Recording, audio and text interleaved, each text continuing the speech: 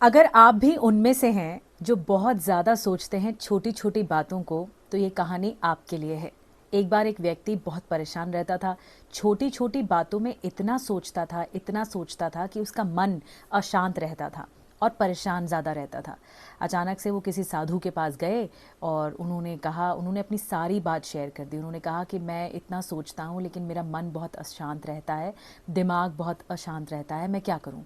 तो साधु ने बड़ी अच्छी सलाह दी उन्हें। साधु ने कहा कि तुम एक काम करो, तुम कल नदी किनारे आना। तो वो व्यक्ति जैसा साधु ने कहा वैसा चला गया, नदी किनारे सुबह सुबह पहुंच गया। तो साधु ने एक पतीला दिया उन व्यक्ति को, या फिर आप एक कटोरा समझ लीजिए, एक पतीला दिया, उसमें पानी भर कर दिया। और साधु ने कहा कि इस व्यक्ति को कहा कि तुम्हें ये पानी ना दूसरे छोर पर ले जाना है, दूसरे छोर पर ले जाना है नदी के। तो लेकिन एक भी बूंद छलकनी नहीं चाहिए, इस बात का ध्यान रखना। तो इस व्यक्ति ने कहा कि अच्छा ठीक है। तो बड़े खुशी खुशी गया कि कुछ तो सल्यूशन मिलेगा मेरे ज़्यादा सोचने की आदत पर।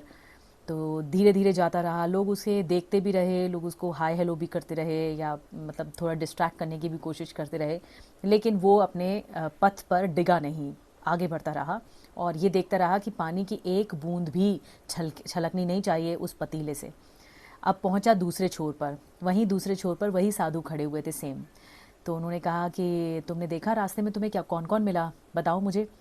तो उस व्यक्ति ने कहा कि मुझे तो रास्ते में कौन कौन मिला ये तो मुझे पता ही नहीं है, क्योंकि मेरा ध्यान तो सिर्फ इस पतीले पर था, और ये जो पतीला है मेरा ध्यान इस पर था कि इससे जो पानी की बूंद है वो ना छलक जाए, इसलिए मैं सिर्फ इसी पर ही कॉन्सेंट्रेट करके चल रहा था।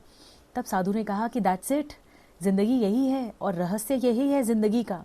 क्योंकि कई बार हम अपने पाथ पर होते हैं तो हम बहुत ज़्यादा डिस्ट्रैक्ट हो जाते हैं, ये सोचने लगते हैं कि दूसरे क्या सोचेंगे, ये सोचने लग जाते हैं कि दूसरे क्या कर रहे हैं, दूसरे क्या नहीं कर रहे हैं, दूसरे क्या सोचते हैं हमारे बारे में, क्या नहीं सोचते हैं, या हर पल डिस्ट्रैक्ट होते रहते हैं, दूसरों से कंपटीशन करते रहते हैं।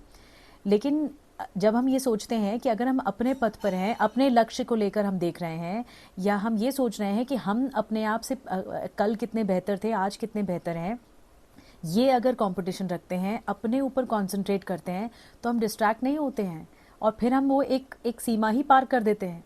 कहने का मतलब ये है, कहानी का सार ये है कि दूसरों पर ध्यान देने की अपेक्षा अपने ऊपर ध्यान दीजिए, क्योंकि जितना सोच सोच कर, दूसरों की बातें सोच सोच कर आप अपनी सोच को ख़राब करते हैं या बहुत बर्बाद करते हैं, इससे बेहतर है आप अपने बारे में सोचिए, अपने आप को कैसे बढ़ाना है इस बारे में सोचिए।